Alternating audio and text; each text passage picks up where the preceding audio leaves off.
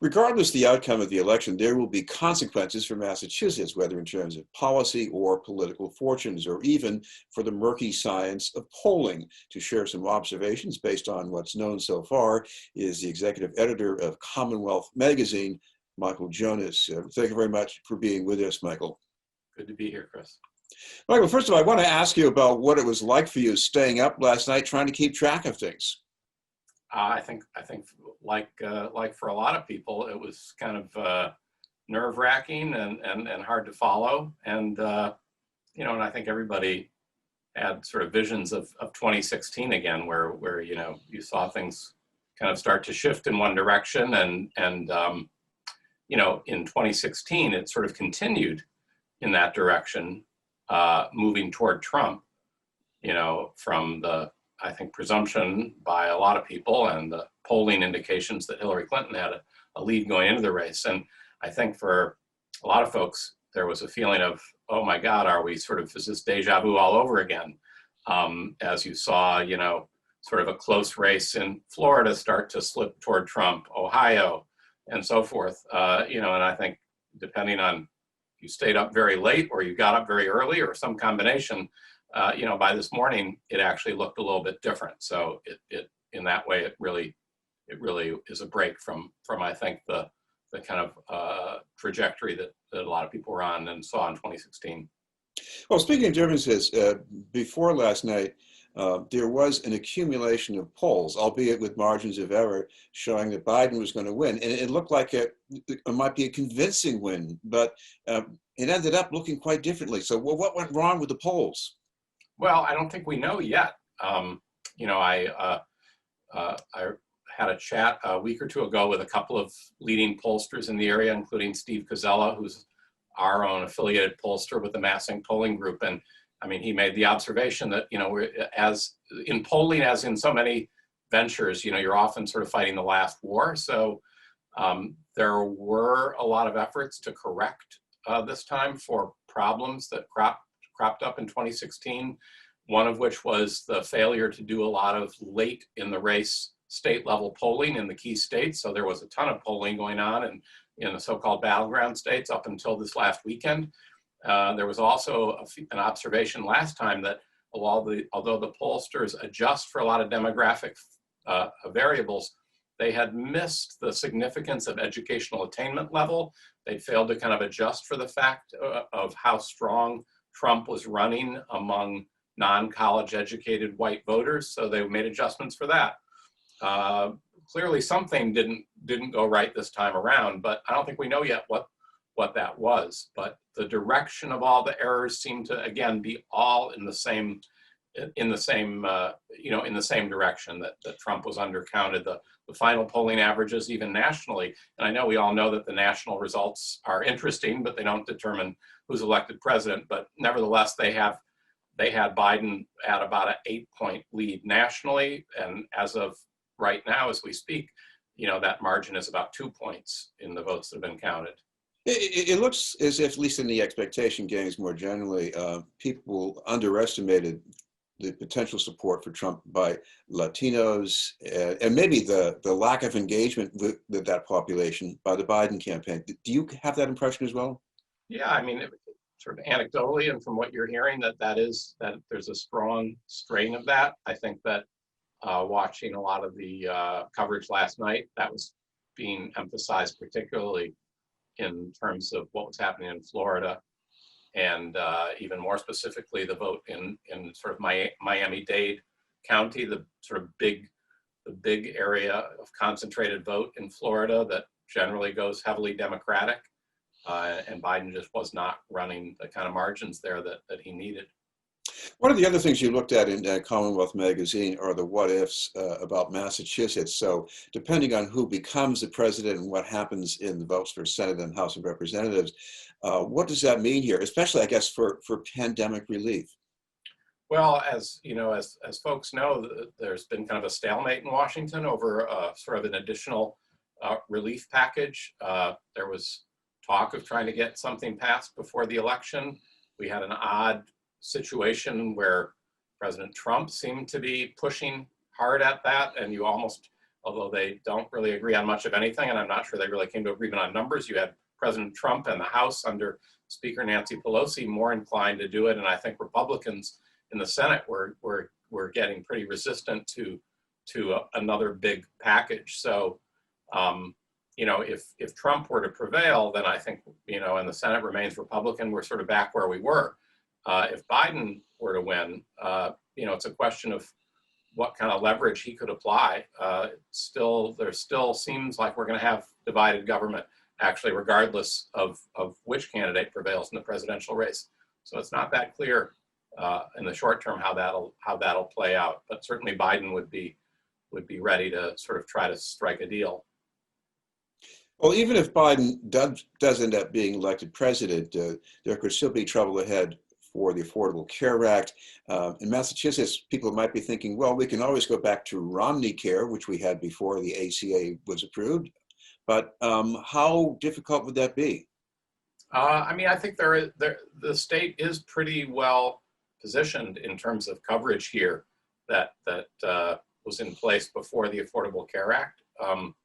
So I think that, you know, we're probably in a better spot than a lot of states. I guess you're referring to the court case that's still pending. In fact, just days from now, the Supreme Court will be hearing that case. So it's unclear. It's also would be interesting now, again, I mean, whether it's either Trump or Biden, Biden certainly would be interested in figuring out some way forward on healthcare. Trump keeps insisting that the Republicans have a plan. He's spent 3 years plus saying its unveiling is imminent. He also keeps insisting that they would never do away with this protection of coverage for people with pre-existing conditions. The court case, if the Supreme Court were to throw out the law, would certainly kind of call the question on that. And so there'd be a lot of pressure to come up with something. You know, and on the other hand, Biden has got this kind of vision apart from the Affordable Care Act of whether it stays or not, of actually building off it to really expand government-supported healthcare in the form of the so-called public option. Well, if there's one area where it's easy for me to imagine a difference, that would be public transportation. You know, Biden loves the trains. I don't think Trump loves them that much. So what does that mean for the MBTA, you think? Well, you know, it's hard to know how it sort of trickles down, but again, I think it seems pretty clear that for transit systems like Boston's or the Eastern Mass system, the MBTA, that a Biden administration is going to be a lot friendlier, as you say. I mean, he's not just you know, it's like the old commercial about the guy from the hair club for men. He's not just, you know, the president, he's a customer. I mean, Biden is not just sort of a booster of transit. He was a regular rider of the Amtrak, famously, between Washington and Delaware. So, I mean, there's almost, for Massachusetts people, it's almost a little bit of a throwback to, you know, when we had our own governor as the nominee, Michael Dukakis, who was famous for his love of all things transit. So I think that would be good news, and especially now when there's just huge questions about the finances of the T because of the pandemic and what's happened with ridership and the state budget. Well, even if you don't buy the Trump commercials saying that Biden's going to raise taxes on the middle class, he does say he wants to raise them on the wealthy. Here in Massachusetts, a lot of people might think that's a nice idea, but there's also a state campaign to do the same thing. So couldn't there be a conflict between those two things? I guess potentially, and I think there has been speculation that a Biden victory, and if he starts to make progress in that talk of raising taxes on high earners, that, you know, that could maybe dampen some of the enthusiasm for this state level increase that is poised to be put on the ballot before voters 2 years from now. I want to ask you about political forces, and I guess the biggest change would be if Biden were to be the president. You know, there's chatter out there, Elizabeth Warren in the cabinet. There has been chatter over the years about Mayor Walsh, but I mean, do you think any of that's to be taken seriously right now? I mean, you can take the speculation and the chatter seriously. You know, if I had to guess, I'm not sure either of them will end up in a Biden administration if it is in fact a Biden administration. I'm not sure that Walsh is really interested in going to Washington.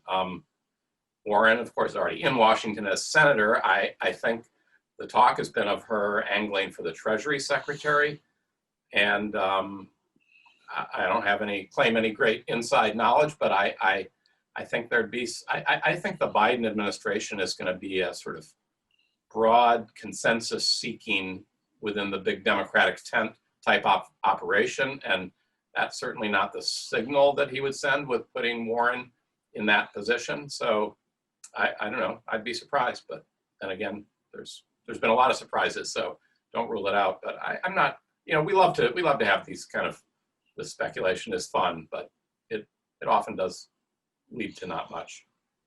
Well, one more bit of speculation, maybe more retroactive. Governor Baker came out against ranked choice voting, and I think that might have made some difference. But I'm thinking back to 2010 when it was him against Deval Patrick and Tim Cahill. If they had ranked choice voting in 2010, would that have changed the outcome maybe? Well, it might have. And I guess there's a Tim Cahill ended up running as an independent. He drew from, I think it's pretty safe to say he drew from, sort of more conservative, maybe working class white voters. Those seem like they would have much more likely gone to Baker than to Deval Patrick. So it is a little puzzling. This ballot question ended up becoming kind of a partisan issue, and the backers kept insisting that it wasn't, and that it didn't really favor one party over the other. It broke down that way, at least in terms of Baker, I think the state Republican Party leaders and some others. The backers of it did have a pretty impressive bipartisan roster of supporters that included former Governor Weld and Governor Patrick, and a host of other, smart thought leader types. But, I think it's another one of those lessons that, the thought leaders can try to direct outcomes, but they don't really, in the end, get to determine them. So, I also saw the map of how that played across the state was pretty interesting. It really followed strong ideological bents. It was, Boston and the sort of liberal close suburbs of Boston favored it.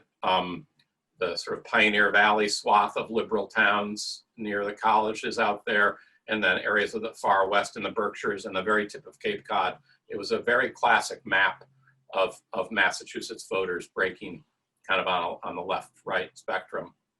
Well, finally, Michael, if people want to keep up with what you're putting out in days ahead, whether it's on Twitter or on the website, what's the best way to seek that out?